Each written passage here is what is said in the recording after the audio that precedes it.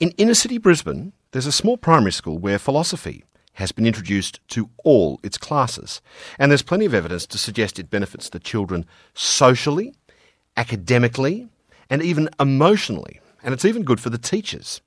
The woman who introduced this radical change to Buranda State School is Lynne Hinton, and she's my guest today. She's the principal of the school.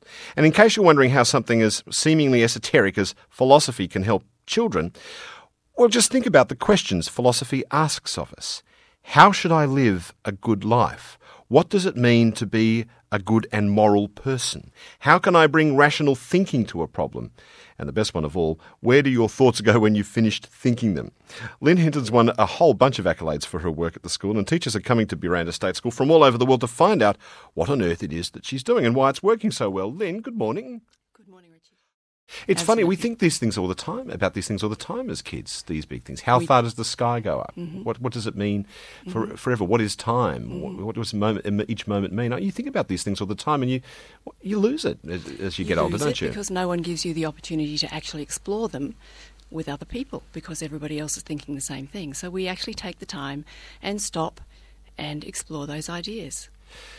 I remember saying to children, well, how do you know this is real sitting here? Can you prove to the person next to you that actually you're here and this is real? And that was very interesting. There's lots of pinching and going on and that sort of thing if I can feel it, then I must be here, I must be real, It's interesting. So what you're talking about there, that's something, you learn in philosophy is Cartesian doubt. Cartesian doubt, indeed. Do you call it that? Or do you just, do you ever... With the older children you can.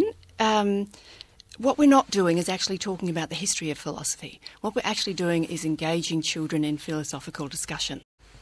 Running a philosophical discussion with children, I think, is quite a nice and accurate analogy, and it's like being the conductor in the orchestra, where it won't work well without the conductor. The philosophical discussion won't work well without the teacher, but at no time does the conductor lift up an instrument. At no time does the teacher give their opinion. The teacher is actually directing things. With the older children, we can then start looking at necessary and sufficient. Is it necessary to see something for it to be real? Is it sufficient to be able to see something for it to be real? Is that all you need? So there's an extension of skills as the children go through the years, so that the upper grades are operating in a very I think a very sophisticated way. Wow. How young do you start then? Prep. My kids call it thinking around corners. Thinking around corners? Yes, thinking around bends. Are kids better at than adults, do you think? Look, I think children are very good at it, but I think that we have to not let them lose it.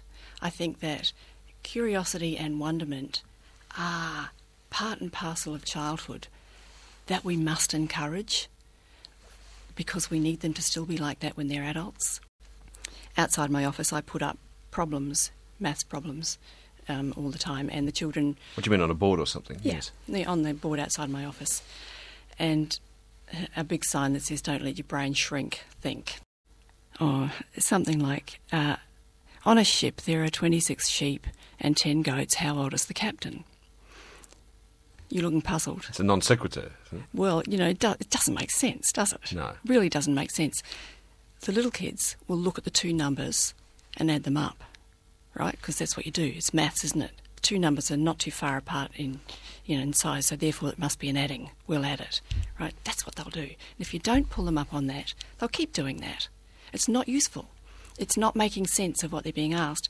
But when I looked in the box where they put their answers yesterday afternoon, I was just delighted to see not enough information to determine the answer. This is a trick question. And the best, Richard?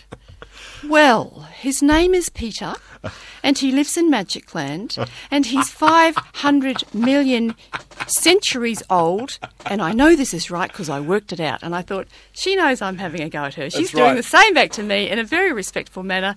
That's delightful.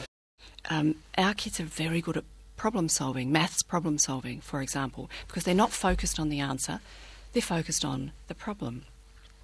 And we have them do problems together with others, so they talk it over, and they're saying, well, now that might not work. The kind of language they're using indicates that they're really in the thinking process. They're working things out, they're talking things over, they're listening to one another, and there's no emphasis on the answer. The answer might be right, might be wrong. That actually doesn't matter so much. How they get there is what's important. So you see them head off in a direction and hit a brick wall and back up and try another way, and they become very adept at that kind of thing. So that's what real life is like.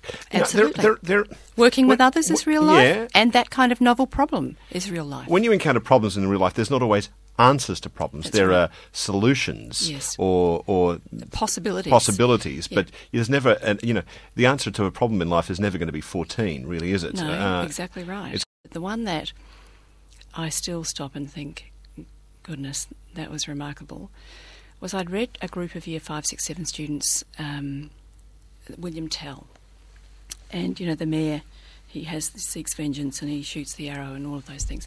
One of the questions from a Year 7 child afterwards was, if you seek vengeance, do you lose your freedom and become a slave?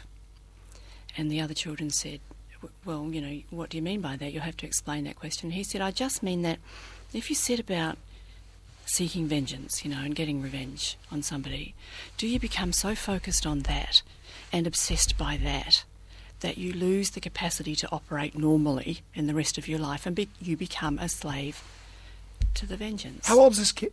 He was 11. When we start doing philosophy with them, they kind of slide into this relativism, where everything's all right. If I think it's okay, and if you think it's not, well, that's okay too. Everyone can do whatever they like so long as they don't hurt anyone. Yes, that's right, yeah. And so we get into relativism and, I guess that's what you would expect first up. But what we need to do then is move them past that. People often think that doing philosophy with children is the same as values education, but it's not. It's much broader. Part of it involves values education, but it's much broader than that. And so hopefully what we've done is move them from, if you like, absolutism, stealing is wrong, through relativism to what you might call, if there's such a word, evaluativism. So they've evaluated it. They've worked out what it is. They've thought about it. And even though we're inquiring together, it remains, in a sense, an individual pursuit because children will go away and keep on thinking about it. But we also are trying to have them leave our school with a good sense of self, with the ability to work respectfully with other people,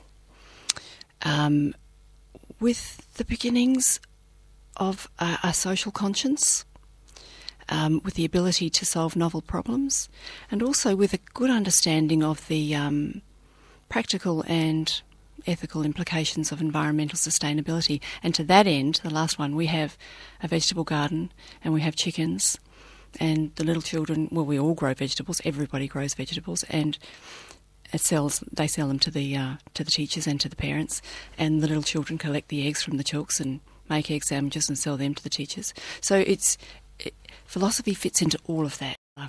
I love it when the children come dashing into the office and say, I've thought about something. For every right answer, there's an infinite number of wrong ones. And I sit there and think, that was great. Or, I've thought of a question I want us to put on the wall. What is it that makes me, me? And I think, don't you love that? Or overhearing a couple of little prep children last year, walking along behind them, and one of them says to the other one, they're 4, these children, I really love reasoning and philosophy, don't you, Doug? And you think, where am I? This is fantastic.